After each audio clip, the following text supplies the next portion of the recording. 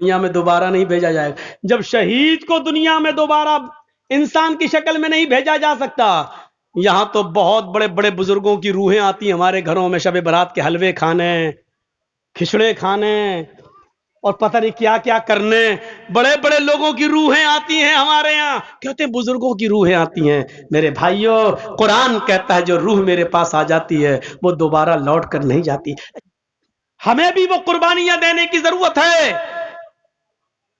کون آدمی ایسا ہے جو یہ چاہتا کہ اپنی جان دے؟ لیکن صحابہ جا اللہ کے رسول مجھے اس جنگ میں لے چلیے، میں چاہتا ہوں کہ شہید ہو جاؤں، میں چاہتا ہوں کہ جنگ لڑوں، یا تو کافروں کو ماروں یا شہید کر دیا جاؤں. اللہ کے نبی ان کو قبول کر رہے ہیں، لے رہے ہیں، اور وہ جا رہے ہیں اور لڑ رہے ہیں اور شہید ہو رہے ہیں. کیوں؟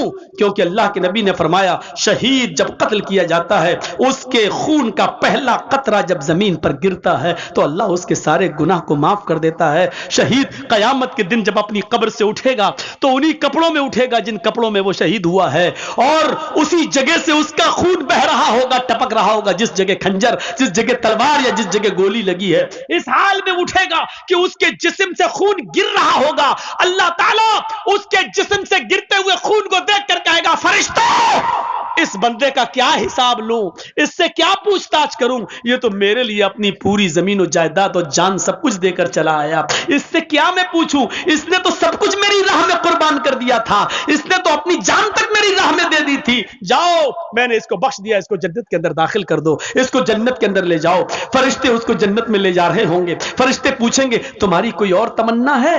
جنت کی نعمتوں کو شہید دیکھے گا، جنت کی نعمتوں کو شہید دیکھے گا. پھر فرشتے پوچھیں گے کچھ اور چاہتے ہو؟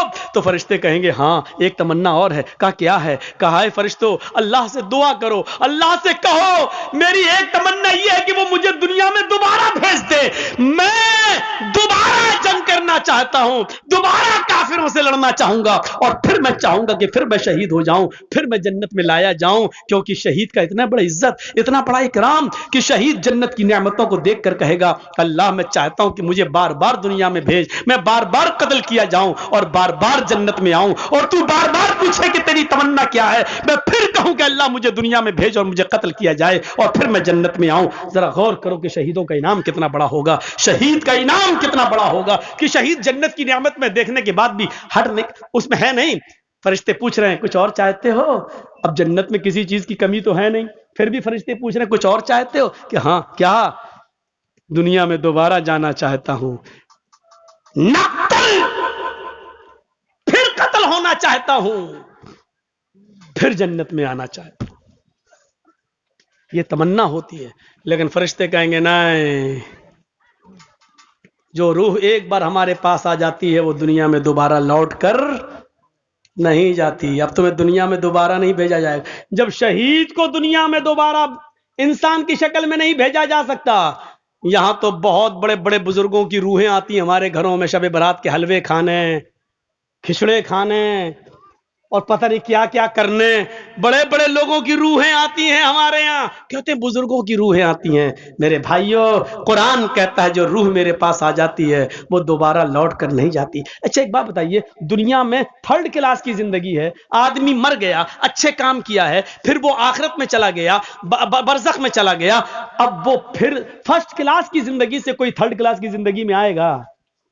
مولانا جرجیس بہت اچھے نیک عمل کیے، اب ہم مر گئے، اب ہم مرنے کے بعد اللہ نے مجھے اعلی علیین کے اندر میری روح کو داخل کر دیا، اب ہم دنیا میں دوبارہ آنا چاہیں گے، ان نعمتوں کو چھوڑ کر دنیا میں ہم دوبارہ آئیں گے، پھر فائدہ کیا ہے؟ دنیا کی تھرڈ کلاس کی زندگی کو چھوڑ کر ہم فرسٹ کلاس میں اچھی زندگی میں گئے ہیں، پھر ہم دنیا میں کیوں آنا چاہیں گے؟ میرے بھائیو، جو بزرگ دنیا کی زندگی میں عمل کر کے اللہ کو پیارے ہو گئے ہیں، وہ اللہ کے پاس سے لوٹ کر دنیا میں دوبارہ کیوں آنا چاہیں گے؟ اتنی موٹی سی بات ہماری آپ کی عقل میں نہیں آتی ہے؟ میرے بھائیو، جس آپ کے ذکرہ گاؤں کے اندر اگر مجھے پکڑ کے مارا جائے، ٹھوسا جائے، اچھا کمینہ پچھلی سال تو کیوں نہیں آیا تھا بول، یہ اب پکڑ کے کوئی ہمیں باندھ کے مارے، پھر دوبارہ ہم ذکرہ گاؤں میں پروگرام دیں گے؟ کبھی نہیں دیں گے. ایک بار جو آدمی ہم مار کھا چکا ہو، دوبارہ کیوں اس گاؤں میں پروگرام دے گا؟ میرے بھائیو، جو آدمی دنیا میں مصیبتیں برداشت کر کے، نیک عمل کر کے، فجر کی نمازوں میں سردیوں میں اٹھ کر، تکلیفیں برداشت کر کے اس نے اچھی زندگی پائی ہو، علیین کے اندر مقام پایا ہو، جنت کی کھڑکی اس کے لیے کھول دی گئی ہو، پھر وہ دنیا میں دوبارہ اس سے کہا جائے چلے تو دوبارہ کیوں آئے گا؟ پھر ہم کیوں جائیں اور عمل کریں؟ پھر کیوں ہم نمازیں پڑھنے کے لیے جائیں؟ ہمیں اللہ نے جب یہ انعام دے دیا تو ہم دنیا میں کیوں جائیں؟ میرے بھائیوں، پھر وہ دنیا میں دوبارہ تکلیف اٹھانے کے لیے کیوں آئے گا؟ اتنی موٹی سی بات ہمیں اور آپ کو سمجھنا چاہیے، اور یہی بات ہم بڑے پیار سے کہتے ہیں تو ہمارے بھائی کہتے ہیں یہ آ گیا مولوی جس نے اس کی تقریر سنی کافر، ان دور سے نکلو۔ اتر پردیش کے اندر یہی تو گیم کھیلا جا رہا ہے، لڑو اور لڑاؤ، مسلمانوں کو آپس میں بانٹو۔ الیکشن کے موقع پر اس کو منتر پڑھوایا گیا، کیوں جانتے ہو؟ مقصد صرف جتیندر تیاگی نہیں ہے، مقصد ہے پورا شیعہ سمودائے کو الگ کرنا اور سنیوں کو الگ کرنا۔ یہ دونوں الگ ہو گئے اور شیعوں کے ووٹ اگر بی جے پی کو مل گئے تو بس